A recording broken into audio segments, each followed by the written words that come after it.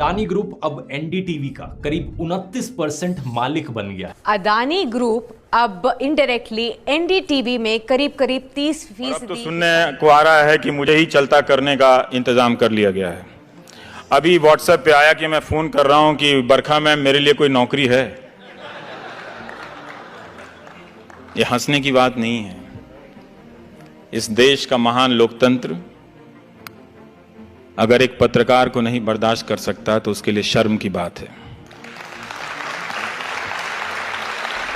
मैं गलत बोल सकता हूं, मैं खराब बोल सकता हूं, लेकिन आपने अगर मेरी हत्या की कामना की है तो वो शर्म की बात है। आपने मुझे उठाकर कहीं फेंकने की कामना की है तो वो शर्म की बात है। ये गांधी के देश में कभी नहीं हो सकता था। जो गांधी अंग्रेजों से लड़ते थे मगर उसे भी शत्रु नहीं कहते थे। हम उस देश के हैं।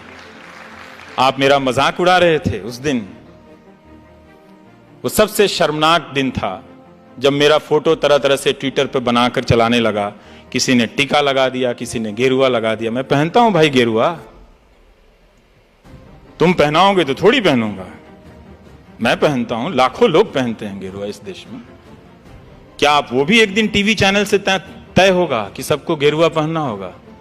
वो तो हम पहनते हैं अपने अपने पूजाओं में।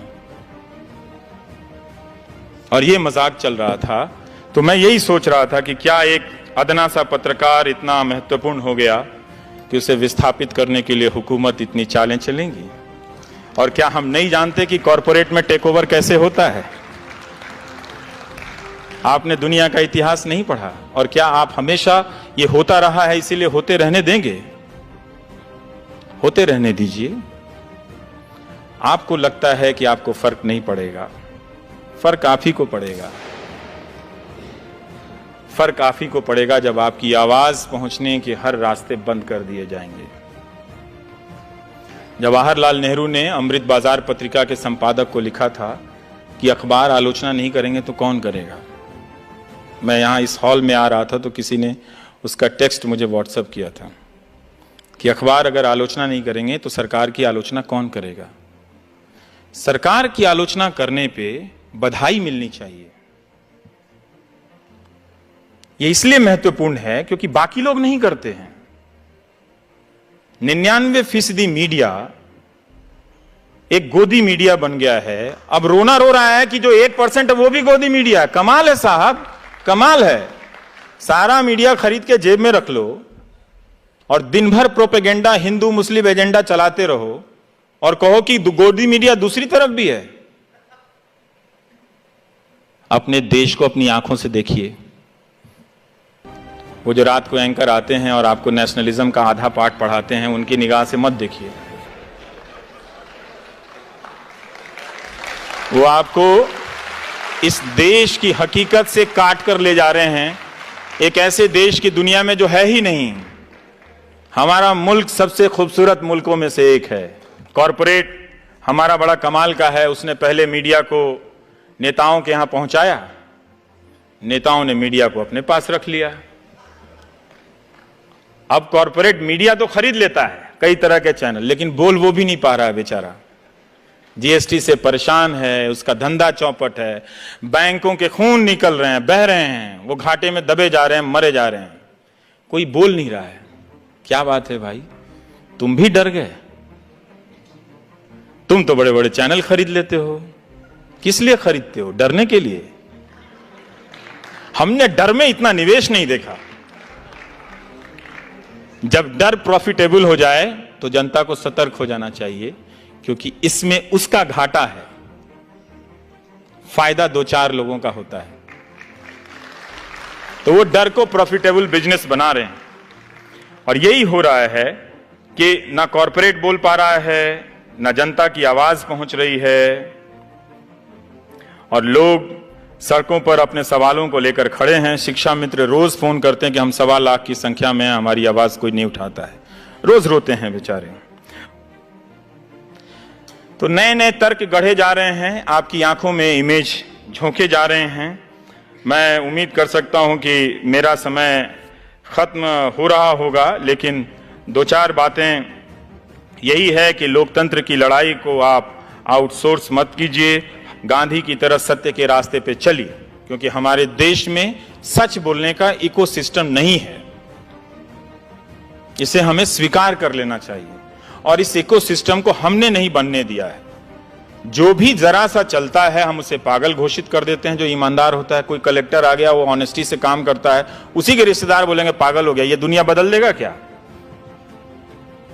अब तक आप झूठ के साथ खड़े रहे हैं, कुछ साल तक सच के साथ खड़े होने का प्रयास तो कीजिए, हो जाएगा।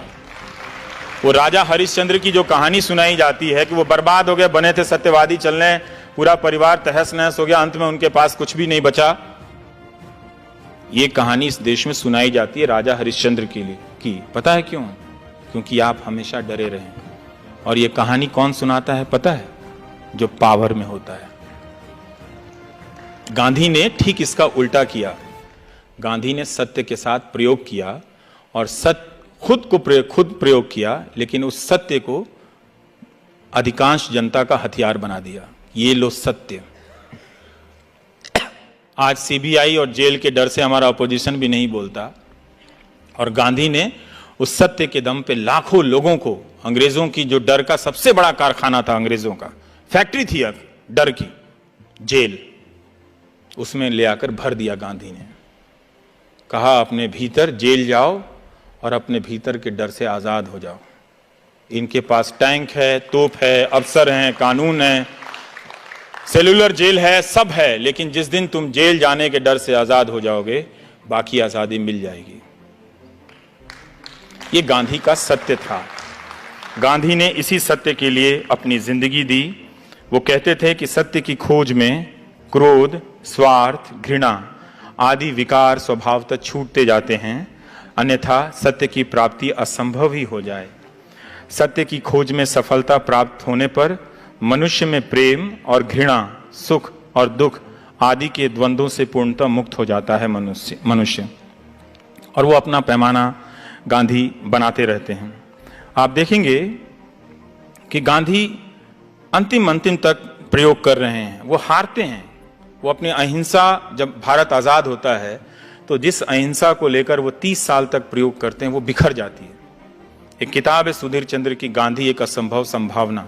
आप पढ़िएगा कि गांधी आखिरी वक्त में फिर अकेले खुद को जुटाते हैं। वो चाहते थे 125 साल जीना, लेकिन बाद में उनके जीने की इच्छा समाप्त होने लगती है और वो नोआखली चल देते हैं। तो जैसे आज ट्रोल होता है, वैसे ही तब होता था कि बापू आप पहले बिहार क्यों नहीं जाते हैं, बापू आप कलकत्ता में क्यों नहीं रुकते, आप हिंदुओं के यहाँ क्यों नहीं रुकते, आप मुसलमानों के यहाँ क्यों नहीं रुकते। तो दोनों तरफ के जो सांप्रदायिक लोग थे वो गांधी जी का ट्रोल करते हैं। लेकिन गांधी क्या करते हैं उस ट्रोल के बाद? कई बार हम लोग ट्रोल से डर जाते हैं, तो मैं बताना चाहता हूं कि गांधी क्या करते हैं। गांधी उस वक्त एक बात बताते हैं कि हिंदू मुसलमान दोनों हैवान बने हुए हैं, क्या इसमें से निकलने का कोई रास्ता नहीं है? रास्ता तो है, दोनों में से एक जानवर ना बने। जो निखिल डे कह रहे थे, आखिरी बात जो उनकी थी, उस बात को समझिए, दोनों में से एक जानवर ना बने। यही इसमें से निकलने का सीधा रास्ता है।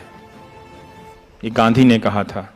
और वो पहचानते थे, जब ये ट्रोल के जरिए किसी की हत्या पर उत्सव मनाया जाने लगा, यहां वहां के तर्कों से सवाल किए जाने लगे, तो लोगों ने कहा कि हम तो ऐसे ही थे, भीतर से हम लोग सब कम्युनल थे, बाहर आ गए उसमें। तो बाहर कम्युनल आए तो खराब लगे, तो उसमें नेशनलिज्म थोड़ा सा ऊपर से डाल दो उसमें मलाई। तब भी गांधी जी कहते हैं कि जो बहुत हिंसा होने लगती है, कि हम लाचारी से अहिंसक बने हुए थे, मगर हमारे दिल में तो हिंसा भरी हुई थी। अब जब अंग्रेज यहां से हट रहे हैं, तो हम उस हिंसा को आपस में लड़कर खर्च कर रहे हैं। हम आज भी उस हिंसा को आपस में लड़कर खर्च कर रहे हैं। अपने भीतर की अहिंसा को पहचानिए, उसमें बहुत शक्तियां हैं। ये वो शक्तियां हैं जो इस मुल्क में बेपनाह मोहब्बत भर देंगी। इस मोहब्बत के सहारे आप कम रोटी खाकर भी मुस्कुराएंगे, जनरल क्लास में भी चलकर मुस्कुराएंगे। ये मोहब्बत नहीं रहेगी तो बुलेट ट्रेन में भी आप डरे रहेंगे कि कोई मुहर्रम या विसर्जन के समय पत्थर तो नहीं फेंक देगा।